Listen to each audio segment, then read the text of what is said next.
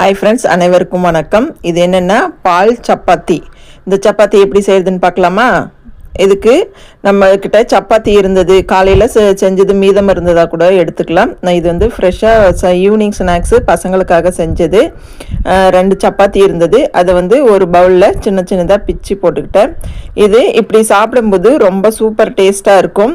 நம்ம பால் பூரி செய்கிற மாதிரியே தான். அதுக்கப்புறம் பிச்சு போட்டதுக்கப்புறம் சூடான பால் காய வச்சு இதில் வந்து 1 டம்ளர் பால் ஊற்றிக்கிட்டேன். பால் ஊற்றிட்டு அதுக்கு தேவையான சுகர் போட்டு இது மிக்ஸ் பண்ணிங்க அப்படின்னா சூப்பரான இது வந்து பால் பூரி அப்படி பார்த்துருப்போம். அதே மாதிரி இது பால் சப்பாத்தி சாப்பிட்றதுக்கு ரொம்ப டேஸ்ட்டாக சூப்பராக இருக்கும்.